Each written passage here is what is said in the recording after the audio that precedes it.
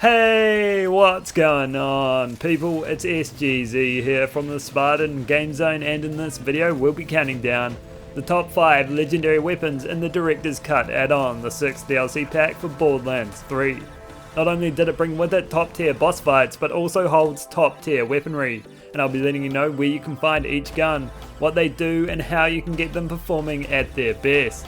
If you enjoyed the video, it'd be great if you could drop a like, and if you want to see more like this, then consider hitting that subscribe button too. If you're on PC and are thinking about getting the latest DLC pack, you can also support the channel by purchasing it on my game store at nexus.gg/SpartanGameZone. The link is in the description. And let's crack into it.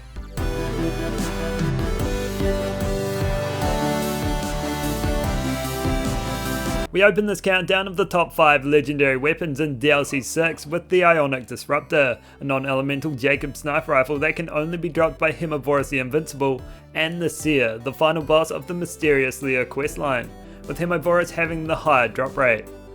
The Ionic disruptor is a gun that senses weakness. It doesn't bother with shields or even armor, it ignores them completely and cuts straight to the bone.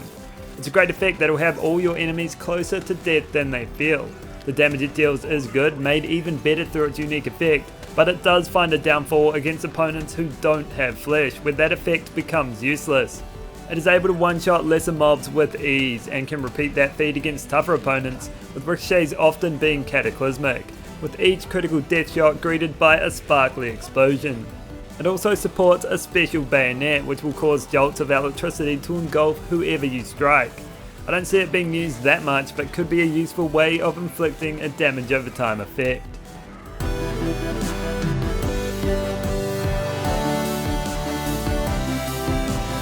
Moving on now to the Bird of Prey. It's another non-elemental Jacob sniper rifle. This one is obtained through the vault cards by spending 5 diamond keys. If you're wondering how to get an anointed one, you'll need to re-roll its parts by spending another 5 keys once you've purchased it.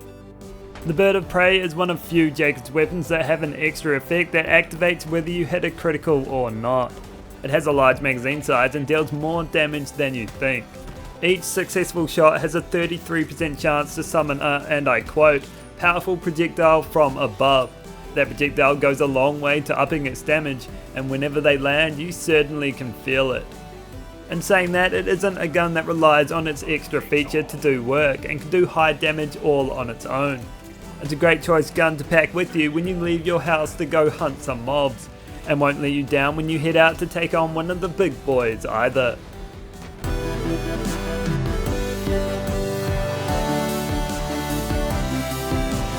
At number 3, it's the Rocket Pod, a Vladof launcher that has the same drop source as the Ionic disruptor, located in both the Seer and Hemovorous the Invincible's loot pools. The Rocket Pod is a supercharged mortar firing high-powered rockets that crash down from the sky. Its firing mode should be considered burst, although it might not look like that at first, firing just the one rocket, but destroying a lesser mob with it will see another one added to the burst count at no extra cost to ammo. It maxes at 4 and will reset to 1 whenever you defeat a badass or boss. The difference between its opening strength and its peak power are day and night, with a fully stacked up burst able to clear the field with ease. It generally comes firing the 1 projectile per shot, but you can even get a ×2 variant, which I highly recommend. It turns the burst count from 4 to 8 at peak, and is definitely where you should be looking. A lot of anointments work with this gun too, and its mammoth splash damage radius ensure that there is nowhere safe for mobs to hide. It's a great choice on anyone, but does hold a special spot for Moes, who can decimate a boss with a barrage of damaging rockets.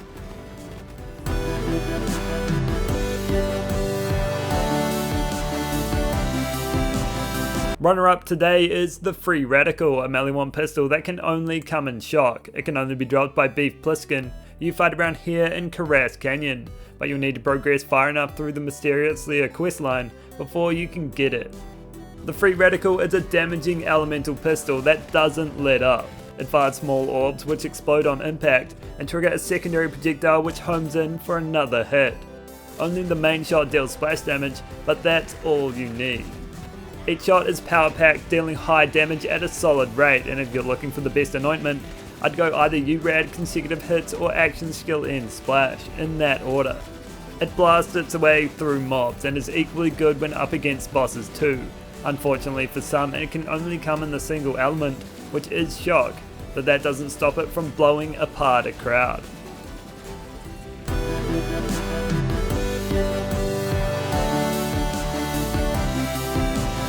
Before number 1 is revealed, let's dive into some honourable mentions. First up is the Mechanic, another one of the Fallen Hero Vault card rewards.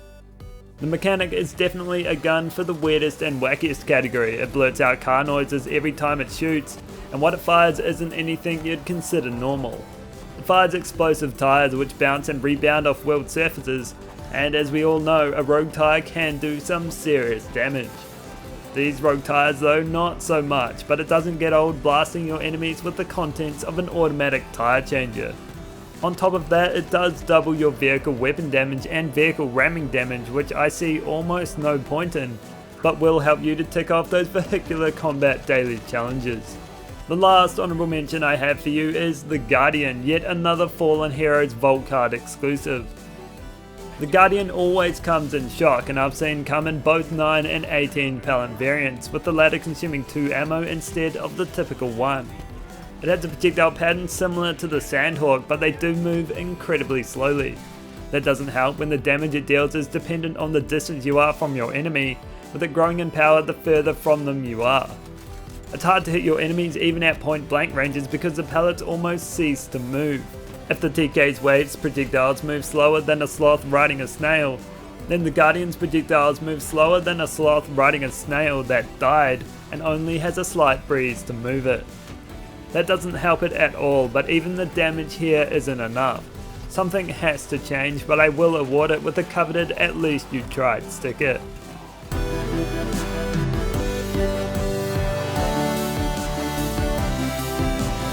Now for number 1, numero uno, the number before 2, and it's the Atlas Replay, a phenomenal Atlas pistol that has an increased chance to drop from Hemovorous the Invincible, but I hear also drops from the Seer. If you think that the Atlas Replay is lackluster, then you're using it wrong. It's an Atlas weapon that encourages you to use its secondary mode, and makes it extremely easy to do that. Not only are its bullets smart, but so are its tracker rounds, homing in on nearby enemies, lighting them up and opening the door for some monstrous damage. Its fire rate increases per each enemy tagged, and it can hit some ridiculous heights. Talk about gun go chugga chugga. That makes it fantastic on the mobbing front, where its smart bullets will seek out enemies on their own and wipe the whole area spotless. It also deals splash damage, which is one of the best things a gun can do, especially for Moes, but also Amara. If it has to have a downside, it has to be how it performs one-on-one, but when you find yourself in that situation, its job is already done.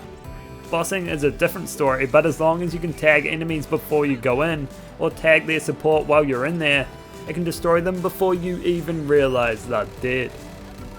So that's all for this video. I hope you enjoyed it and learned of the top 5 DLC 6 legendary weapons in Borderlands 3. If you did, consider dropping a like or subscribing, and I'll catch you in the next one.